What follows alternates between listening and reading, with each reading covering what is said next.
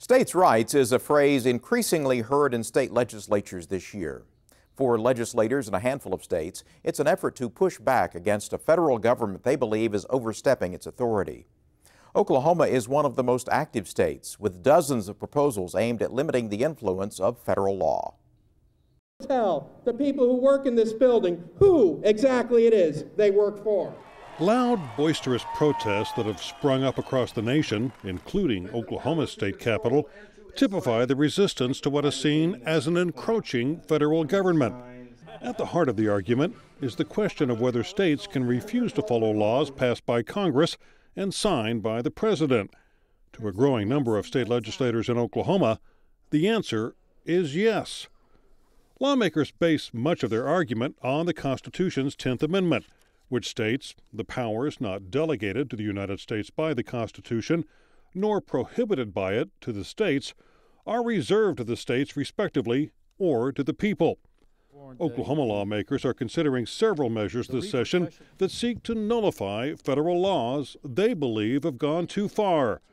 Most of those bills are getting a sympathetic hearing in the House of Representatives from the newly formed States' Rights Committee.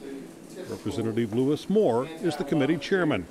We've taken on some issues like Agenda 21 and the Affordable Care Act. We've passed a law that just got out of the House. I think it was House Bill 1917. That is the bill that looks at all the federal money that comes into the state. One of the most frequent targets of the nullification measures is the Federal Patient Protection and Affordable Care Act. Several bills would ban enforcement of the federal health care law in Oklahoma. Representative Mike Ritz is the author of one of them. Ritz says Oklahoma voters approved a constitutional amendment 2 years ago to opt out of the federal health care law. We're going a step further with nullification, which says we don't recognize the whole bill in Oklahoma, and we're going to challenge it by nullification. Under Ritz's measure, and another authored by State Representative Dan Fisher, state officials who try to enforce the federal law could be charged with a misdemeanor, and federal officials could be charged with a felony.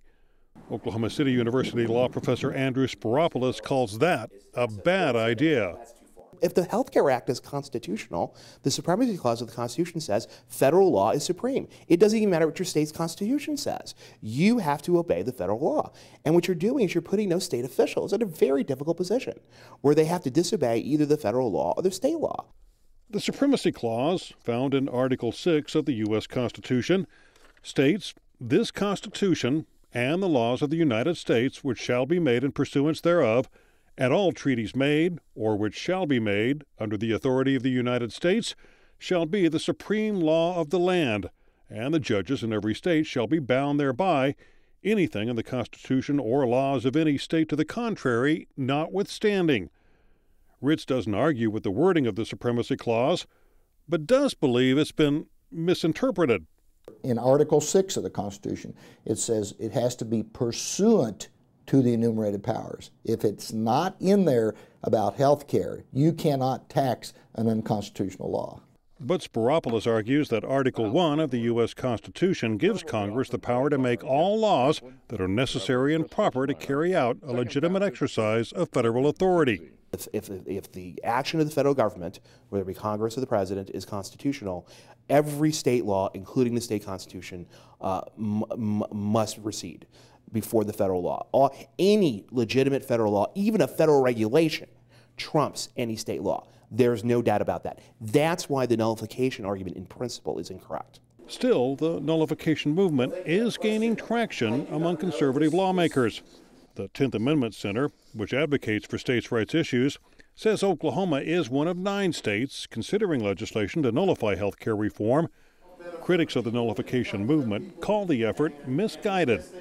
Rick Tepker teaches constitutional law at the University of Oklahoma College of Law.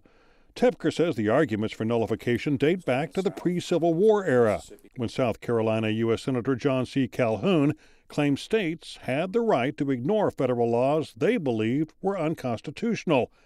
Tepker insists those arguments are not only misguided, but dangerous. We fought a civil war over it.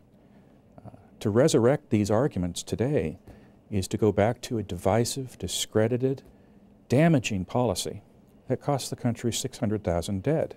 Although the U.S. Supreme Court last June ruled the Affordable Care Act constitutional, states' rights proponents insist that's not the last word on the subject. Representative Dan Fisher claims the High Court's decision doesn't settle the issue. The Supreme Court has been wrong before. It was wrong in 1857 with the Dred Scott decision. So just because the Supreme Court has ruled in a certain way does not mean that they are right.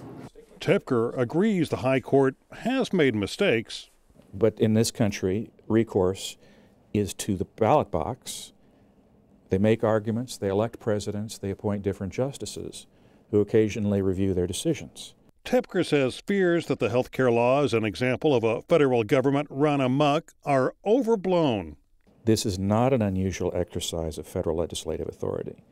It does little more in substance or effect than Social Security or Medicare. And these shrill, shrieking cries that this is tyranny, they just aren't credible. Andrew Spiropoulos says if states believe a federal law is unconstitutional, their recourse is through the courts.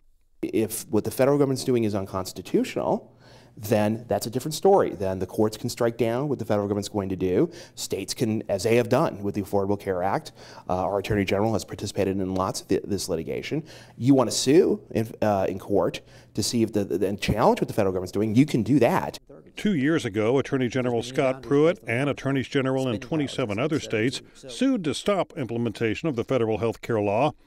Pruitt says they scored a partial victory when the Supreme Court held that states could not be forced to expand Medicaid programs. Our lawsuit made a difference. It made a difference constitutionally. The very decision that Governor Fallin is made in Oklahoma not to expand Medicaid, that very decision was not even available to her prior to June of last year. Pruitt established a federalism unit in the Attorney General's office to push back against what he sees as an encroaching federal government. It's absolutely my responsibility to make sure that when laws are passed that deprive the state of Oklahoma of constitutional and statutory interest that it possesses, the people of Oklahoma suffer if I fail to report for duty on those kinds of things. This week, the House of Representatives approved a measure that would allow Oklahomans to donate to a fund to support the AG's efforts. The bill would put a line on individual income tax forms for contributions to be made to a constitutional challenged litigation cost revolving fund. Money in the fund could be used to file lawsuits against federal laws or defend state statutes from constitutional challenges.